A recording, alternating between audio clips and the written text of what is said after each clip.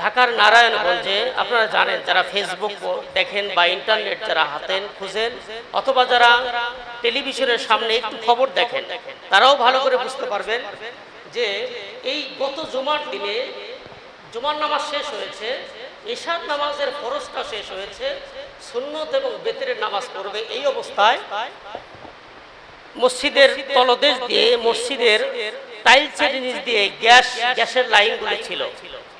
দেখেন আল্লাহ পাকের কুদরত, আল্লাহ পাক ভালো জানে কার কখন মৃত্যু কিভাবে এসেছে আমি জানি না। যে গ্যাসের লাইনটা ওই অবস্থায় মসজিদে নামাজ পড়তে গেছে, আল্লাহর হুকুমের সামনে নিজেকে আত্মসমর্পণ করার জন্য ছেলে গেছে, বাবা গেছে, তার দুটি সন্তান তাও গেছে, পরিবারের 4-5জন সদস্য থাকলে তারাও নামাজে গিয়েছে আল্লাহর কাছে, আল্লাহর হুকুমের সামনে আমাকে নত করে দিব, আমি আল্লাহর হুকুম পালন করতে গিয়েছি।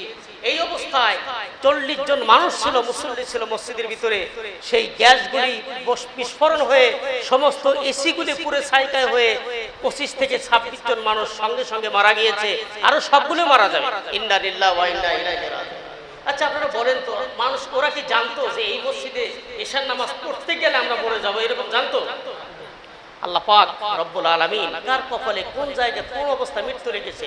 গতকাল বরিশালে 6 জন মানুষ প্রাইভেট কারে আসতেছে, তার ছোট্ট একটা বাচ্চা হয়েছে, হাসপাতালে আছে অসুস্থ, ছোট্ট একটা বাচ্চা নবজাতক, মাত্র 1 দিন বয়স। তাকে দেখার জন্য ঢাকা মেডিকেল হসপিটালে যাচ্ছে। এই অবস্থায় অন্য একটা পিকআপ গাড়ি ওই মাইক্রোবাসকে ধাক্কা দিয়ে ফেলে দিয়ে 6 জনই ওই জায়গায় মৃত্যুবরণ করল। আচ্ছা, যে বাচ্চাকে দেখার জন্য গিয়েছে তাকে কি দাফন করতে পেরেছে? তাকে দাফন করা হলো না। তার আগেই মা বাবা আত্মীয় স্বজন নানা নানি যারা ছিল সন্তানকে দেখার জন্য যাচ্ছে, ছোট্ট বাচ্চা, খুশির খবর, অসুস্থ আছে হাসপাতালে নিবে, অসুস্থ আছে হাসপাতালে নিয়েছে, সুস্থ হবে, দেখবে, কত আনন্দ ফুর্তি। অথচ আল্লাহ রাব্বুল আলামিন 6 জনকে রাস্তার মধ্যে দুনিয়া থেকে বিদায় করে দেন। ও ভাই, আজকে যেই অহংকার, তাকাব্বুরি, গর্ব, আর আপনার অহংকারে তো সমাজের মধ্যে চলা যায় না। আপনি অনেক টাকার মালিক, আপনি বড় বড় বিজনেস করেন, অনেক সম্পত্তি আপনার অহংকারের ঠেলায় তো জমিনে চলা যায় না। কিন্তু দেখেন না আল্লাহ 1 সেকেন্ডে কখন কি অবস্থায় মানুষকে দুনিয়া থেকে বিদায় করে নিচ্ছে আমরা জানি ভাই? জানি না। এই জন্য সর্ব অবস্থায় কোনো অহংকার নয়, কোনো তাকাব্বুরি নাই, কোনো গর্ব নাই। আমি আল্লাহর গোলাম, আসছি দুনিয়াতে কিছু সময়ের জন্য, আবার আমাকে চলে যেতে হবে। কথা বলেন ঠিক কিনা? আমাকে চলে যেতে হবে। এই জন্য যতদিন আপনি হায়াতের জিন্দেগি পান, আমার আলোচনা একটাই বিষয় থাকবে যে আমার জীবন যেই কয়দিন আমাকে দিয়েছে, ওই মহান আল্লাহ আমাকে পাঠিয়েছেন, ওই মহান আল্লাহর কাছে আমাকে চলে যেতে হবে, কিন্তু জবাবদিহি করতে হবে 60 বছরের। কত বছরের?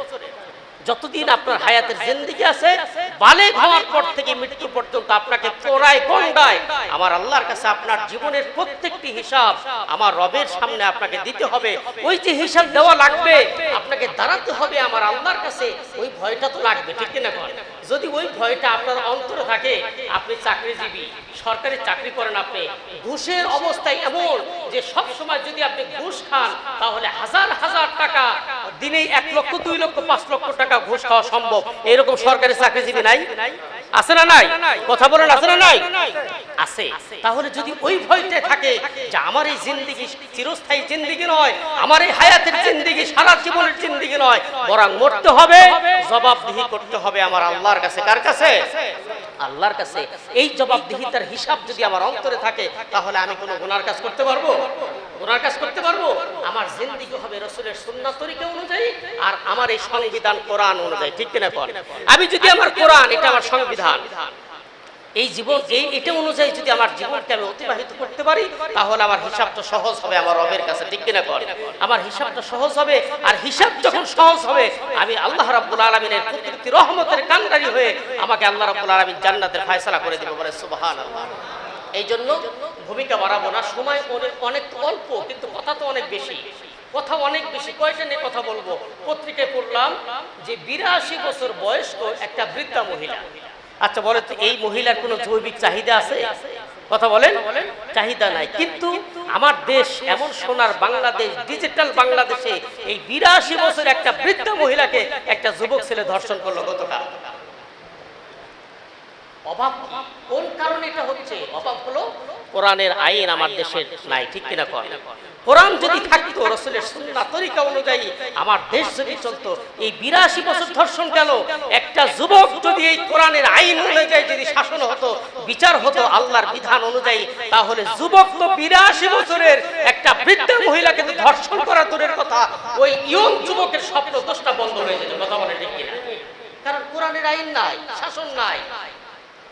ওই 1972 সালে যখন দেশ স্বাধীন হলো, আজ থেকে 49 বছর স্বাধীন হলো বাংলাদেশ, ওই যে 72 সালে ডক্টর কামালের নেতৃত্বে যে একটা সংবিধান তৈরি হলো আমার দেশের সংবিধান, ওই সংবিধান যদি কেউ লঙ্ঘন করে বাংলাদেশের, তাহলে রাষ্ট্রীয় বিরোধী আইন হয়, রাষ্ট্রীয় মামলা হয়, রাষ্ট্রকে অবমাননা করেছে, সংসদের বিরুদ্ধে কথা বলেছে, সংসদের আইনকে অমান্য করেছে। একটা মানুষের তৈরি সংসদের আইনের অবাধ্য করলে যদি জেল হয়, জরিমানা হয়, তাহলে আমার আল্লাহ রাব্বুল আলামিন 1450 বছর আগে বান্দার জন্য বান্দাকে তৈরি করলেন যিনি, তিনি সংবিধান দিলেন, ওই সংবিধান লঙ্ঘন করলে আল্লাহ বিরোধী সেই ব্যক্তি হয়ে যায়, ঠিক কিনা? ওর জন্য কোনো আইন নাই।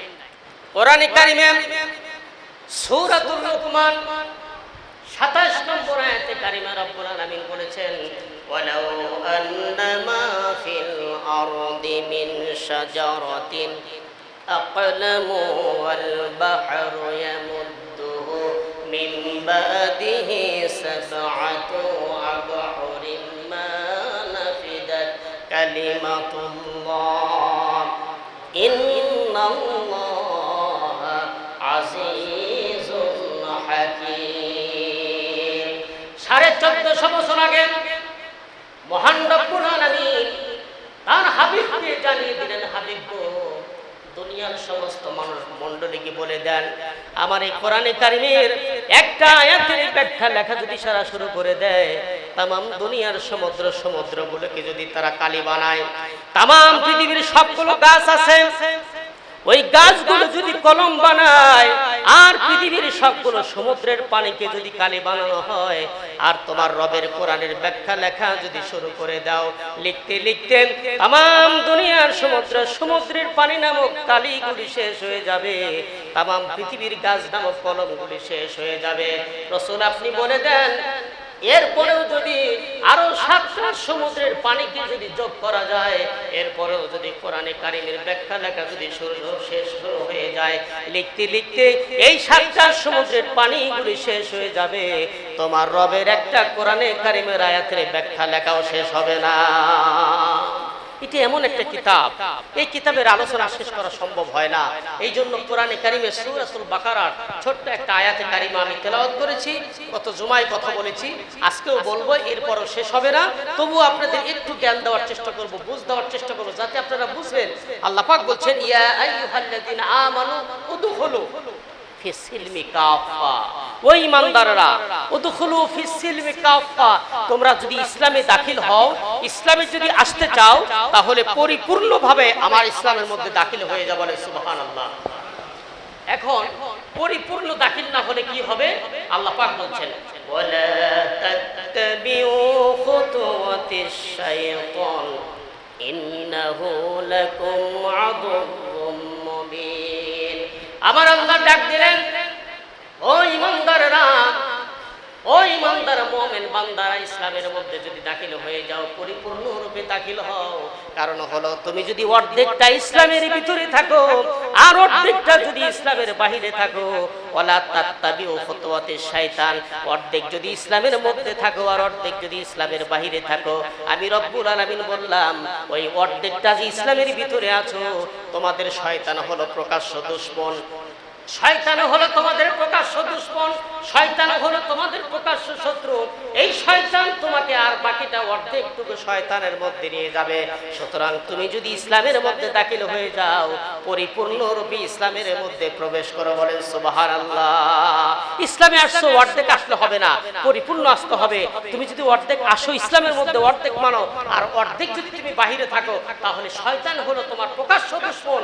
এই শয়তান তোমাকে ধোঁকা দিয়ে, শয়তান তোমাকে প্রলোভন দিয়ে তোমাকে অর্ধেকটা সহজ শয়তানের পথে নিয়ে যাবে। ঠিক কিনা কর? ঠিক কিনা কর? অর্ধেকটা সহ শয়তান তোমাকে শয়তানের পথে নিয়ে যাবে, তোমাকে পরিপূর্ণ ইসলামের মধ্যে আসতে দিবে না। এর প্রমাণ কি দেখেন? এর প্রমাণ হলো একজন নামাজি 5 ওয়াক্ত নামাজ জামাতে আদায় করে, মাথায় কপালে দাগও আছে, নামাজের দাগ থাকে না, আছে কি না? একটু জবাব দিয়ে। আছে, দাগ আছে। এই নামাজি ব্যক্তি 5 ওয়াক্ত সালাত জামাতে আদায় করে। এই নামাজি ব্যক্তি যখন ব্যবসা করে উনি বুঝে না ব্যবসার মধ্যে মালে ভেজাল দেয়। এইরকম নামাজি আছে না?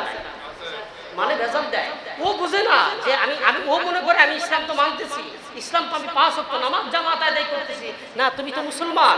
তুমি যখন ইসলাম মানবে, তুমি যখন নামাজ আদায় করবে, আমার আল্লাহ বলছেন ইন্নাস সালাতা তানহা আনিল ফাহশাই ওয়াল মুনকার, নিশ্চয় যে ব্যক্তি 5 ওয়াক্ত সালাত আদায় করবে সে কখনো অশ্লীল কথা, অশ্লীল কাজ, বেহায়াপনা কাজ ওই নামাজি ব্যক্তি করতে পারে না। কথা বলেন ঠিক কিনা? নামাজ তাকে সমস্ত অশ্লীল, সমস্ত বেহায়াপনা, সব ধরনের পাপাচার থেকে নামাজ তাকে ফিরাবে। ঠিক কিনা?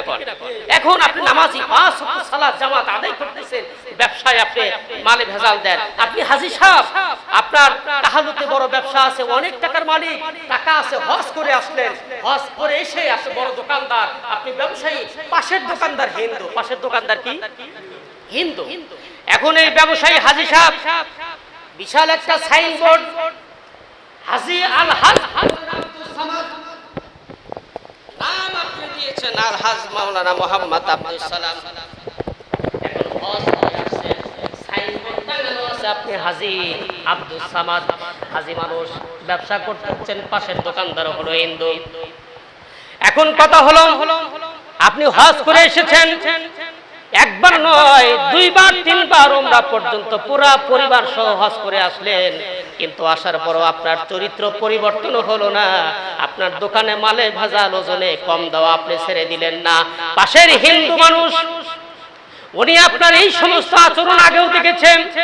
এরপরে যখন আপনি হজ করে আসলেন, আল্লাহর ঘর কাবা শরীফ যখন তাওয়াফ করে আসলেন, উচিত হলো জীবনের যত পাপ করেছেন সবগুলো থেকে তওবা করে আমার আল্লাহর দরবারে ফিরে যাওয়া। আমার আল্লাহ বলছেন, কোন মানুষ যদি তার জীবনের সমস্ত পাপের কথা স্মরণ করে যদি একটা বার আমার কাবা শরীফ তাওয়াফ করে, নিজের জীবনটা যদি পরিবর্তন করে ফেলে, আমি রব্বুল আলামিন বললাম তাকে এমন একটা মাসুম বান্দা আমি বানায় দেই, যখন সন্তান ভূমিষ্ঠ হয়ে যায় তার জীবনে কোনো গুনাহ থাকে না।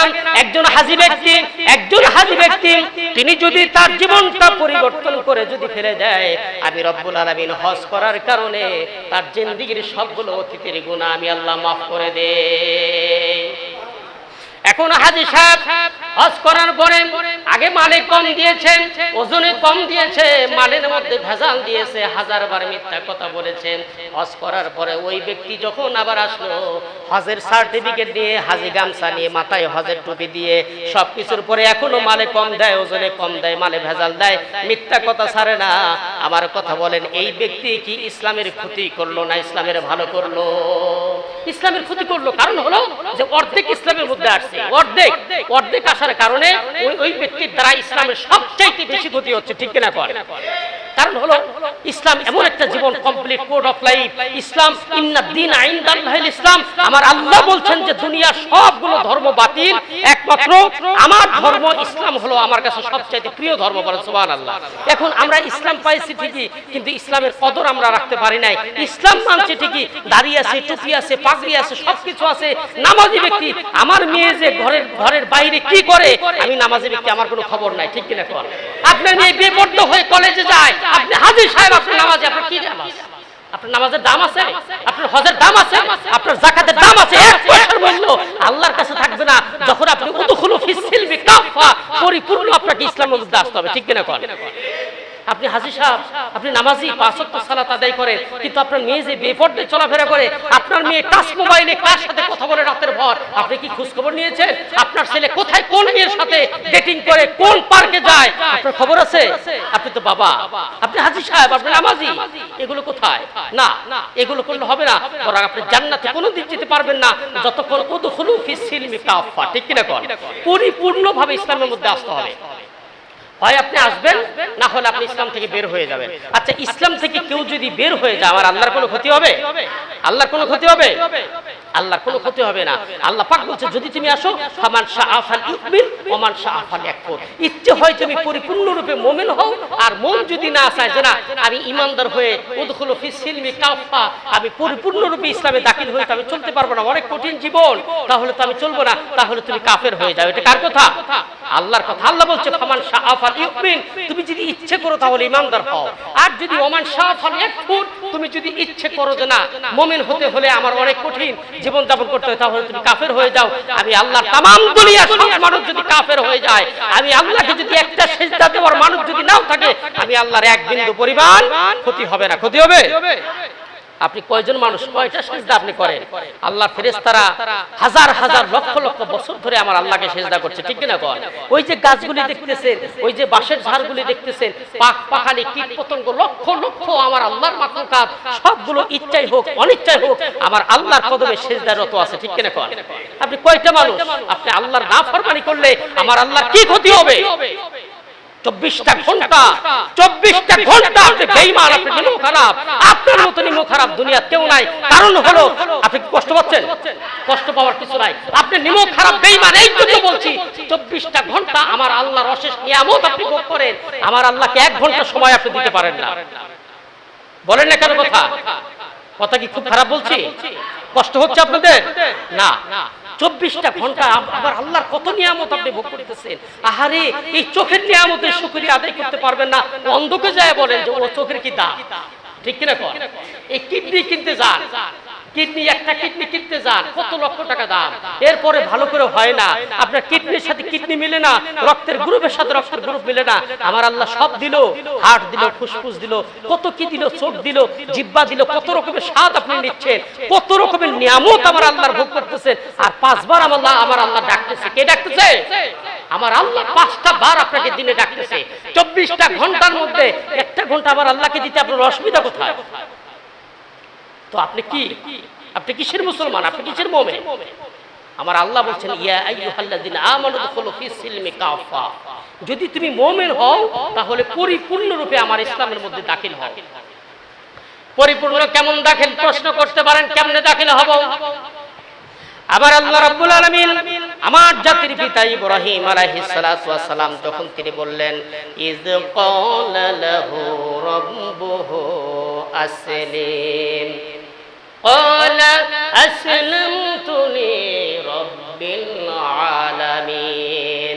আমার আল্লাহ যখন ইব্রাহিমকে বলল ও ইব্রাহিম তুমি স্যালেন্ডার হও, আত্মসমর্পণ হও, ইব্রাহিম কোনো প্রশ্ন করে নাই, কোনো জিজ্ঞাসা করে নাই আল্লাহ কার কাছে স্যালেন্ডার হব, কেমনে আমি স্যালেন্ডার হব, আত্মসমর্পণ হব, কোন ধরনের কোনো জিজ্ঞাসা নাই, কোনো প্রশ্ন নাই, তুমি স্যালেন্ডার হয়ে যায়, আত্মসমর্পণ হও। হযরত ইব্রাহিম বলছেন ক্বালা আসলামতু লিরাব্বিল আলামিন, আমি আমার জীবনকে উৎসর্গ করে দিলাম ওই মহান রব্বুল আলামিন যিনি তামাম দুনিয়ার মালিক। বলেন সুবহানাল্লাহ। কোনো প্রশ্ন নাই। আহারে, ঈমানদার তো তাকেই বলে যে আমার জীবনের প্রত্যেকটি হুকুম হবে আমার আল্লাহর কথা মতো, ঠিক কিনা? কোন আমার জীবনে আমি মুমিন, আমার প্রত্যেকটা কাজ হবে আমার আল্লাহ কি বলেছে, আমার রাসূল কিভাবে বলেছে, ওই দুইটা জিনিস আমি ফলো করব। আমার আল্লাহর হুকুম মতে আমার জীবন চলবো, আমার রাসূলের সুন্নাত তরিকার মধ্যে আমার জীবন চালাবো, তাহলে আমি ঈমানদার, ঠিক কিনা? কোন আপনি মুসলমান দাবি করেন, কয়টা দাড়ি আছে, টুপি আছে, পায়জামা আছে, পাঞ্জাবি পরেন, আপনি হজ করেন, যাকাত দেন, তাই মনে করেন আমি ইসলামের সব কাজ করলাম? না, আপনি ইসলামের কিচ্ছু করেন নাই, আপনি ইসলামের কিছুই করেন নাই। আপনার দ্বারা আপনি মুসলমান, আপনার দ্বারা অপর কোন মুসলমান এক বিন্দু ক্ষতি হবে না, এটা হলো মুসলমানের পরিচয়, ঠিক কিনা? কোন আপনি পাড়া প্রতিবেশী, আপনি প্রতিবেশী, আপনি হজি মানুষ, আপনি নামাজি মানুষ, আপনার ভিতরে অনেক হিংসা, অনেক ইচ্ছা, আপনি অপরের ক্ষতি করার জন্য সারাটা ঘোর আপনার মনের মধ্যে একটা টেনশন, অমুক ভালো চলে আমি একটু কষ্ট চলি কেন, ওর কেমনি ক্ষতি করা যায়, ওই রকম ধান্দা আপনার নামাজের মধ্যে, ঠিক কিনা? কোন আছে না নাই? অনেক মানুষ আছে, অনেক মানুষ আছে। ও ভাই, আপনি তো নামাজি, আপনি তো আল্লাহর কাছে আপনার জীবনের প্রত্যেকটি বিষয় আমার রবের কাছে আপনি আত্মসমর্পণ করে দিয়েছেন। তার মতো ইব্রাহিম আলাইহিস সালাতু ওয়াস সালাম মতো ইব্রাহিম আমার আল্লাহকে ভালোবাসলেন। সুবহানাল্লাহ বলেন। আল্লাহু আকবার। আমার আল্লাহকে কি ভালো না বাসলেন, আর আমার আল্লাহ ইব্রাহিমকে কি ভালোবাসলো। ইব্রাহিমকে যখনই যে অর্ডার করেছেন আমার আল্লাহ, এক সেকেন্ড দেরি হয় নাই, ইব্রাহিম সঙ্গে সঙ্গে আমার আল্লাহর হুকুমের সামনে নিজেকে মাথা নত করে দিয়েছে। বলে সুবহানাল্লাহ। ছোট্ট বাচ্চা, ছোট্ট বাচ্চা, দুধের শিশু, 90 বছর বয়স, বৃদ্ধ মানুষ। আমার আল্লাহ বললেন, ইব্রাহিম তুমি আমার কাছে সন্তান চেয়েছো, সুসন্তান চেয়েছো, আমি তোমাকে একটা সন্তানের উপহার দিলাম। সুবহানাল্লাহ বলেন। রব্বি হাবলি মিনাস সালিহিন, আমাকে একটা নেককার সন্তান দাও। আমার আল্লাহ একটা নেককার সন্তান দিলেন। সন্তান পেয়ে ইব্রাহিম খুব খুশি হয়ে গেল, অনেক খুশি হয়ে গেল। বৃদ্ধ বয়সে একটা সন্তান পেলাম। আমার আল্লাহ পরীক্ষা করলেন, ইব্রাহিম এই সন্তান পাওয়ার পরে খুশি হওয়া যাবে না, বরং তোমার এই ছোট্ট বাচ্চা, দুধের বাচ্চা সন্তান আর তোমার স্ত্রী সহ ওই মরুভূমির মধ্যে রেখে আস। আচ্ছা, ইব্রাহিম কি আল্লাহর কাছে একটা প্রশ্ন করছিল যে আল্লাহ কেন রেখে আসবে এই দুধের সন্তান, এই ছোট্ট বাচ্চা ওই মরুভূমির মধ্যে রাখলে কি হবে, কোথায় কি খাবার পাবে? ইব্রাহিম একটা কথা বলে নাই। সুবহানাল্লাহ বলেন। একটা কথা বলে নাই। আমার আল্লাহর হুকুমের সামনে নিজেকে এমন ভাবে সঁপে দিয়েছে। হযরত ইব্রাহিম স্ত্রীকে বললেন, ও প্রাণের স্ত্রী হাজেরা, তুমি রেডি হয়ে যাও, সন্তানকে চলো নিয়ে যাও। আমার আল্লাহ অর্ডার করেছে মরুভূমির ভিতরে তোমাকে রেখে আসতেন। ইব্রাহিম যখন মরুভূমির মধ্যে রেখে আসলেন, হযরত হাজেরা বলেন, স্বামী গো, আমি কি অপরাধ করলাম, কি অন্যায় করলাম? এই ছোট্ট বাচ্চা, শিশু বাচ্চা, দুধের বাচ্চা, খাবার নাই, পানি নাই, এই মরুভূমির ভিতরে যেখানে কোনো খাবার পানির কোনো ব্যবস্থা নাই, শুধু বালু আর বালু, কোনো গাছ নাই, বাড়ি নাই, ঘর নাই। আমার কি অপরাধ, আমি কি অন্যায় করেছি? কোন অপরাধের কারণে তুমি এবং আমার সন্তানকে এই মরুভূমির ভিতরে রেখে আসছো? ইব্রাহিম কোনো কথা বলে না। বারবার বলার পরে আমার ইব্রাহিম কোনো কথা বলে না। হযরত হাজেরা চিন্তা করলেন, একজন নবী মানুষ, আল্লাহর পয়গম্বর, আমার আল্লাহর পক্ষ থেকে নবী যাকে বানানো হয়েছে, ওই ইব্রাহিম অন্যায় ভাবে কোনো অন্যায় করতে পারে না, কোনো অন্যায় কাজ করতে পারে না। অবশ্যই আমার আল্লাহর হুকুম ছাড়া আমার স্বামী ইব্রাহিম এমন কোনো অন্যায় কাজ করতে পারে না। ও স্বামীগণ, আপনি কি আমার আল্লাহর হুকুম অনুযায়ী আমাকে মরুভূমির ভিতরে রেখে আসছেন? হযরত ইব্রাহিম আঙ্গুলখানা আকাশের দিকে উঠালেন। হযরত হাজেরা বললেন, স্বামী গো, টেনশন করো না, চিন্তা করো না, বরং আমি হাজেরা, আমার ওই মহান রব্বুল আলামিন যিনি আমাকে বানিয়েছেন, আমি হাজেরা আমার জীবনের চাইতেও, আমার সন্তানের চাইতেও আমি আমার রবকে বেশি ভালোবাসি, যার কারণে আমার রব্বুল আলামিন এই মরুভূমির ভিতরে যেখানে পানি নাই, খাবার নাই, কোনো ব্যবস্থা নাই, ওই খাবার নাই, পানি নাই এমন জায়গায় আমার রব্বুল আলামিন আমাকে এবং আমার সন্তানকে না খাওয়ায় রাখবে না। সুবহানাল্লাহ। আমার আল্লাহ কি খাবার দিয়েছিল? খাবার এসেছে, সন্তান বড় হয়ে গেল, সন্তান বড় হয়ে গেল। আমার আল্লাহ অর্ডার করলে সন্তান বড় হয়েছে, ও সন্তানকে তোমাকে কোরবানি দিতে হবে। বলে সুবহানাল্লাহ। সন্তানকে বলল, ও আমার সন্তান, কলিজার টুকরা সন্তান, ইয়া বুনাইয়া ইন্নী আরা ফিল মানাম আন্নী আযবাহু, ও আমার সন্তান, ও কলিজার টুকরা সন্তান ইসমাঈল, আমি তো স্বপ্নে দেখেছি তোমাকে কোরবানি করতেছি। বলে সুবহানাল্লাহ। সন্তানও আলহামদুলিল্লাহ, আলহামদুলিল্লাহ বলে, সন্তানও এমন সন্তান নবী হবে, নবীর চরিত্র আগের থেকেই আল্লাহ রাব্বুল আলামিন ইসমাঈলের মধ্যে দিয়েছে। সন্তান প্রশ্ন করতে পারতো, আব্বা আপনি ছোট্টবেলায় আমার হক আদায় না করে মাকে এবং আমাকে সহ ছোট্টবেলায় আপনি মরুভূমির ভিতরে রেখে আসছেন, আবার কোন সাহসে আমাকে কোরবানি করতে চান? এই কথা কি বলতে পারতো কিনা বলেন? যুক্তি ঠিক আছে না? ইসমাঈল কি কোনো কথা বলছে? কি বলছে? হযরত ইসমাঈল বললেন, আব্বা, ইয়া আবাতি ফুআল মা তুমারু সাতাজিদুনি ইনশাআল্লাহু মিনাস সাবিরিন। ও আমার পিতা, ও আমার পিতা, আপনি কোনো টেনশন করবেন না, দুশ্চিন্তা নয়, আমি সন্তান, আপনার সব সিদ্ধান্তে আমি রাজি আছি, আপনার কোনো চিন্তা নাই, আপনার কোনো টেনশন নাই, আমি আপনার সিদ্ধান্তে রাজি আছি। ইনশাআল্লাহ আমাকে কোরবানি করবেন, আমাকে ধৈর্যশীলদের মধ্যে আপনি পেয়ে যাবেন। বলে সুবহানাল্লাহ। আল্লাহু আকবার।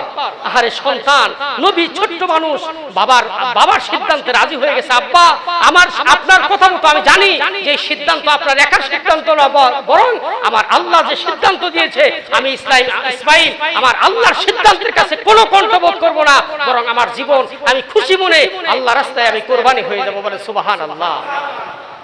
আচ্ছা, পরীক্ষা কি শেষ হলো? হলো? শেষ হলো না। কি পরীক্ষা আছে? ইব্রাহিমকে এমন পরীক্ষা, আগুনে ফেলে দাও, আগুনে ফেলে দেওয়া হলো। ইব্রাহিমকে আমার আল্লাহ যাচাই বাছাই করে নিয়েছেন, এই কারণে করেছেন যে ইব্রাহিম চলে যাবে, কিন্তু ইব্রাহিমের শিক্ষা যেন আমার মুমিন বান্দাদের ভিতরে থাকে। বলে সুবহানাল্লাহ। আমার মুমিনটা শিখবে ইব্রাহিমের কাহিনী থেকে। ইব্রাহিমের কাহিনী আমার এই কোরআনে দিয়েছে। বলে সুবহানাল্লাহ। এটা কোনো বানানো কাচ্চা, কোনো বানানো কাহিনী না, কোরআন। কোরআন বলছে আপনাদের মধ্যে বানানো কাহিনী বলার ইচ্ছা আমার কোনো কিছু নাই। আমি কোনো কাহিনী জানি না, আমি বলবো না, কারণ কাহিনীর ভিতরে মানুষের হেদায়েত থাকে না। মানুষের হেদায়েত থাকে এই জায়গায়। কথা বলেন ঠিক কিনা? এই কিতাবই মানুষের হেদায়েত। এই কিতাব দিয়ে বিশ্বনবী মুহাম্মদ রাসূলুল্লাহ সাল্লাল্লাহু আলাইহি সাল্লাম মরা একটা জাতিকে জিন্দা করেছে। বলেন সুবহানাল্লাহ। কোরআন নাজিলের আগে, কোরআন নাজিলের আগে মক্কার জমিন আহারে কি অন্ধকার। যখন কোরআন নাজিল হলো, আমার রাসূল এই কোরআনের হেদায়েতের আলো দিয়ে ওই মক্কাকে বলেছে সোনার মদিনা। বলেন সুবহানাল্লাহ। আহারে কি সাহাবী গঠন করলে, কি সাহাবী তৈরি করলো। ওমর রাদিয়াল্লাহু তাআলা আনহু, খাব্বাব, খুবাইব, বেলাল, কি সুন্দর সাহাবী। আবু বকর, আহারে একটা আবু বকর তামাম দুনিয়া 1000 বার বিক্রি করবে, আবার 1000 বার বিক্রি করবে, আবার করবে। আচ্ছা বলেন তো, আবু বকর রাদিয়াল্লাহু তাআলা আনহু তার মতো একটা সোনার মানুষ বানানো সম্ভব? বানানো সম্ভব? আহারে সাহাবায়ে, সাহাবী কি সুন্দর। আল্লাহ সুবহানাল্লাহ। আল্লাহ পাক এইজন্য সাহাবীদের সাথে বলেছেন রাদিয়াল্লাহু তাআলা আনহু, সাহাবীদের প্রতি আমার আল্লাহ রাজি এবং খুশি আছে। বলে সুবহানাল্লাহ। এইজন্য বলতেছিলাম যে ইয়া আইয়ুহাল্লাযিনা আমানু উদখুলু ফিস সিলমি কাফা। আপনি যদি ঈমানদার হন, মুমিন হন, তাহলে ইসলামের মধ্যে পরিপূর্ণ আসতে হবে। আপনি অর্ধেক আসলেন আর অর্ধেক আসলেন না, এটা হবে না। বরং আপনি ঈমানদার মুমিন, আপনি মুসলমান, আপনি দাড়িওয়ালা মুমিন, আপনি হাজী সাহেব, আপনি টুপিওয়ালা মুমিন, আপনার পরিচয় পাবে আপনি ঈমানদার, আপনি মুসলমান। আপনার আচরণের দ্বারা, আপনার ব্যবহারের দ্বারা আপনার প্রতিবেশী কোনো কষ্ট পাবে না। ঠিক কিনা কন? আপনার পাড়া প্রতিবেশী কষ্ট পাবে না। কোনো ব্যবসা করবেন, ওই ব্যবসায় আপনি ওজনে কম দিতে পারবেন না, মানে ভেজাল দিতে পারবেন না। 1000 টাকা যদি সুদ খায়, বিশ্বনবী তার পবিত্র জবানে বলেছেন 36,000 বার জেনার গুনাহ তার আমলনামা ওঠে। আচ্ছা, একটা পতিতালয়, একটা বেশ্যা নারী, ওর জীবনে কি 36,000 বার জেনা করে? কথা বলে না কেন? জেনা করতে পারে? 36,000 বার জেনা করতে পারে না। তাহলে আপনি মুসলমান, নামাজি মুসলমান, কোরআনওয়ালা মুসলমান, আপনি কেন হাজার হাজার টাকা মাসের পর মাস আপনি সুদের ব্যবসা করছেন? কোন অপরাধে, কিসের জন্য? যে যদি কোনো মানুষ ঈমানদার যদি প্রকৃতভাবে না হয়, ইসলামের মধ্যে যদি প্রকৃতভাবে দাখিল না হয়, ওই ব্যক্তি যে সুদের ব্যবসা করে, ওই সুদের ব্যবসা ও বুঝে না যে আমি সুদের ব্যবসা করি। ঠিক কিনা করে? বুঝে না। কারণ হলো জমিতে টাকা আছে, আপনার ব্যবসায় টাকা আছে, কিন্তু কোনটা সুদ, এই সুদ আমি বুঝতেছি না। অথচ আমি কিন্তু 5 ওয়াক্ত নামাজি, আমার সন্তান নামাজি,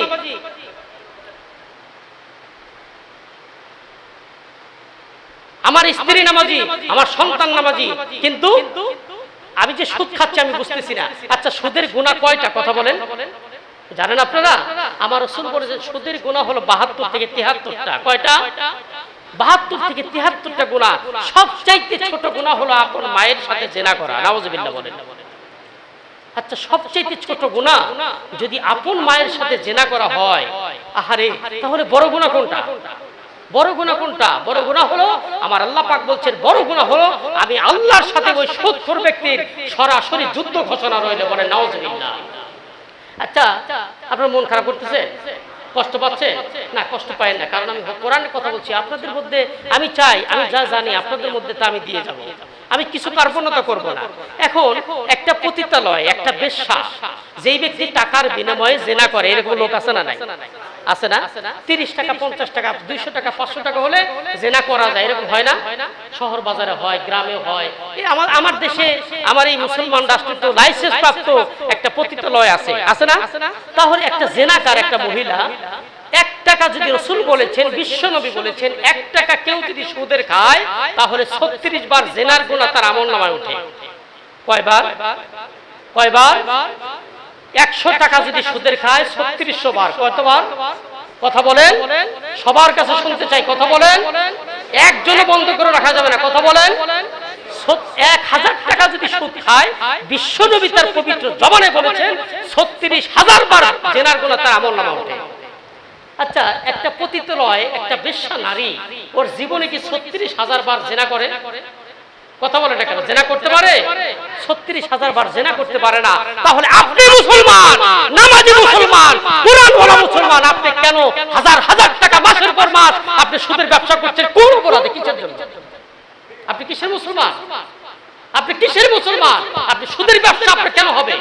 আপনি ইমানদার মুসলমান, টুপিওয়ালা মুসলমান, নামাজি মুসলমান। আপনি যখন জন্মসূত্রে মুসলমান হয়েছেন তখন আপনার প্রত্যেকটা হুকুম হবে আমার আল্লাহর আদেশ এবং নিষেধের সামনে আপনার মাথাখানা নত হয়ে যাবে। কথা বলেন ঠিক কিনা? সুদের ব্যবসা বন্ধ করতে হবে। সুদের আলোচনা যখন শুনবেন, আমার আল্লাহ বলছেন তুমি যখন সুদের আলোচনা শুনবে সঙ্গে সঙ্গে সুদ থেকে তুমি বিরত হয়ে যাও।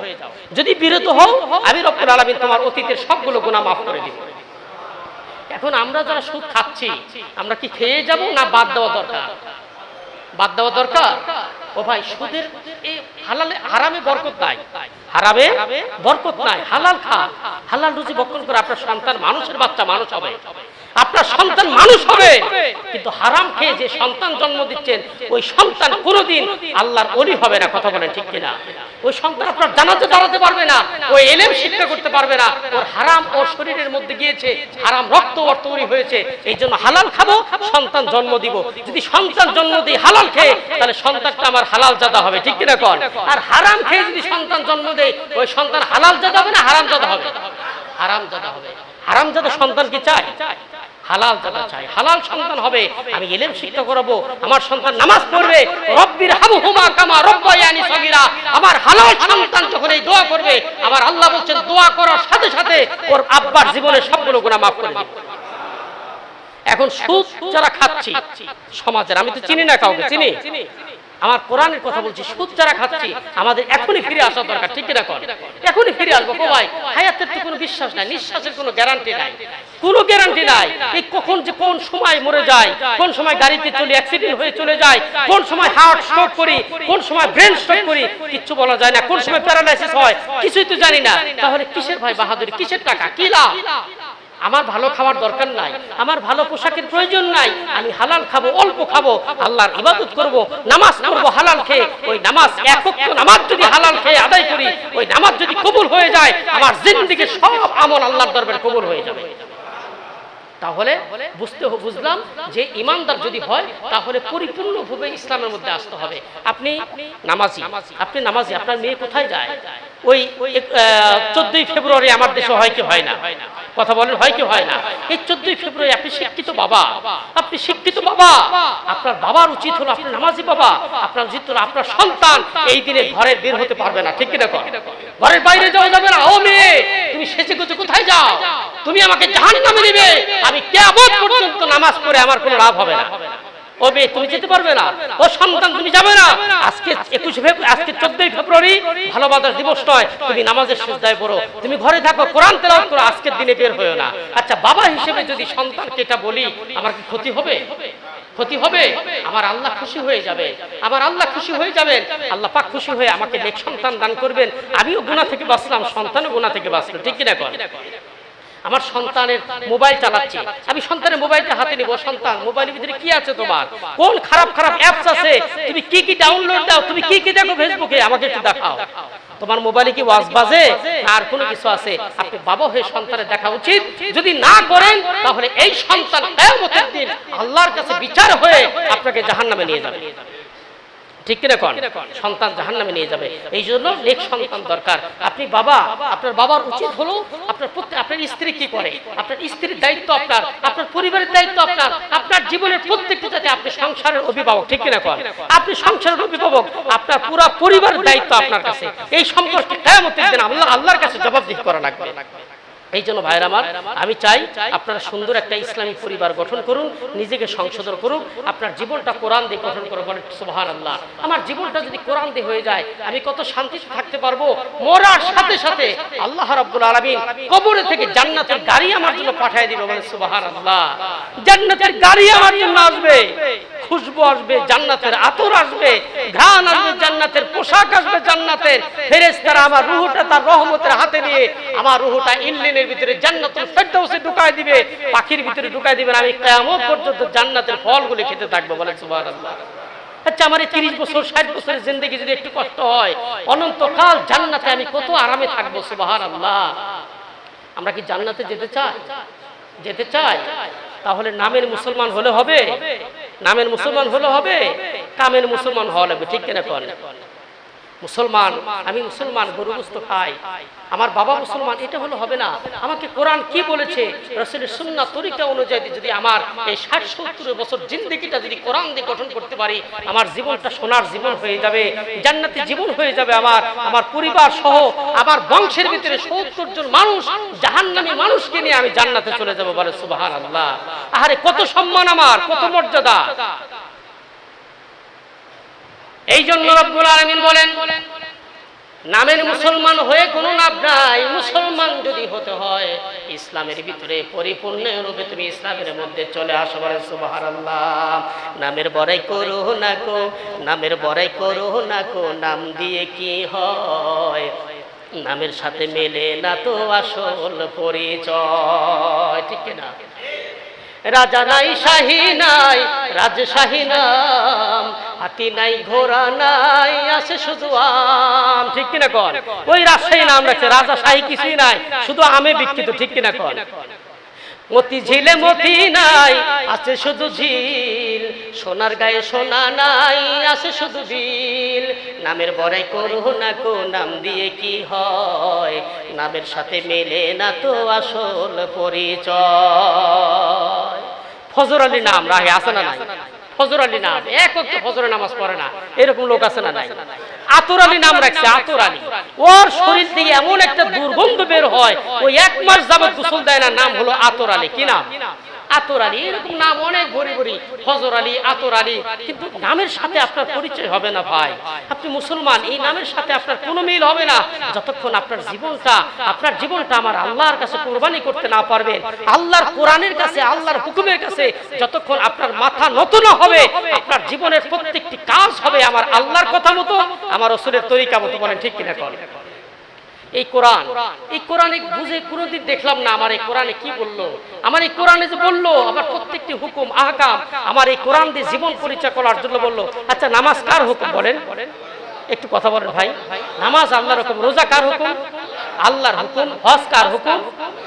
আমার আল্লাহ যে সূরা মায়েদার ভিতরে, সূরা নিসার ভিতরে যে আমার আল্লাহ বলেছে যে আল্লাহর হুকুম সবকিছু, কিন্তু কোন সমাজের মধ্যে যদি চুরি করে কোনো ব্যক্তি, তাহলে ওই চুরি যদি করে, কোন মানুষ যদি সমাজে চুরি করে, আমার আল্লাহ কোরআনে আইন দিয়েছে, চোর যদি চুরি করে সে নারী হোক আর পুরুষ হোক, আমার আল্লাহ বলেছেন উভয়ের হাতটা কেটে দাও। এটা কার কথা? জোরে বলেন। কোন মানুষ যদি জেনা করে, তাহলে জেনা করলে তাকে 80টি বেত্রাঘাত করে দুনিয়া থেকে বিদায় করে দাও। কার কথা? আমার আল্লাহর কথা। আল্লাহ সবকিছু বললো। সুদ খেলে এই গুনাহ, মদ খাওয়া যাবে না, মদ খেলে তাকে 80টি বেত্রাঘাত করো। আমার আল্লাহ কোরআনে সব বললো, কিন্তু 49টা বছর আমার এই বাংলাদেশ স্বাধীন হয়েছে, একটা আইন কি আমার এই দেশে আছে? একটা আইনও নাই। আইনের কথা বললে আমরা রাজনীতি করি, রাজনীতির কথা বলি। আমার আল্লাহ তো কোরআনে বলছে, যদি কোরআনটা, আমার কথা হলো যে এই বাংলাদেশের সংবিধান যদি একটা লঙ্ঘন করি, আমি যদি বাংলাদেশের রাষ্ট্রের বিরোধী সংবিধান যদি বিরোধিতা হই, তাহলে আল্লাহর আইনের যে হাজার হাজার আইন আমি মুসলমান হয়ে লঙ্ঘন করতেছি, তাহলে আল্লাহর কোরআনের বিদ্রোহী আমি করতেছি কিনা বলেন? আল্লাহর সাথে কোরআনের সাথে বিদ্রোহী করতেছি। ও ভাই, এই কোরআনটা খুলতে হবে, আপনাকে পড়তে হবে। আপনি মুসলমান, আপনার কাছে একটা গাইডলাইন এসেছে, এই কোরআন বুঝতে হবে, পড়তে হবে। এই কোরআন অনুযায়ী আপনার পরিবার আপনাকে গঠন করে জান্নাতি পরিবার বানাতে হবে। বলেন সুবহানাল্লাহ। ও ভাই, আপনারা কি রাজি আছেন? এই কোরআনটা শিখতে রাজি আছেন? এই কোরআন দিয়ে জীবন গড়ার জন্য রাজি আছেন? একটু নিয়ত করেন, নিয়ত করলে তো হবে ইনশাআল্লাহ। সঠিক নিয়ত করেন। দেখেন, আমার আল্লাহ রাসূল বলেছেন, কোন মানুষের অন্তরে যদি জিহাদ করার নিয়ত থাকে, জিহাদ করা লাগবে না, কিন্তু জিহাদ করার যদি নিয়তটা তার অন্তরের ভিতরে থাকে, রাসূল করিম সাল্লাল্লাহু আলাইহি সাল্লাম বলেছেন, ওই ব্যক্তি যদি জিহাদ না করে মরে যায়, আমার আল্লাহ শাহাদাতের মর্যাদা তাকে দিয়ে দিবেন। তাহলে আমার নিয়তটা কি লাগবে? সহি লাগবে। আমার নিয়তটা কি লাগবে? সহি লাগবে। এই জন্য সহি নিয়ত রাখেন যে আমি কোরআন দিয়ে জীবন গড়ব, আমি কোরআন দিয়ে আমার পরিবার গড়ব, এবং কোরআন দিয়ে আমি জীবন করে এই কোরআনের উপরে অটল থেকে আমি দুনিয়া থেকে বিদায় হয়ে চলে যাব। বলে ইনশাআল্লাহ। আল্লাহ রাব্বুল আলামিন এই কোরআনে কারীমের উপরে আমল করার তৌফিক দান করুন। ওয়া আখিরু দাওয়ানা আলহামদুলিল্লাহি রাব্বিল আলামিন। আমি যে এইগুলো কথা বললাম, আপনারা কেউ কি মন খারাপ করেছেন? আপনারা কষ্ট পেলে আমি কষ্ট পাবো, কারণ আপনাদের রাগ করার জন্য, আপনাদের কষ্ট দেওয়ার জন্য আমার একটা কথাও আমি ইচ্ছা করে বলি না।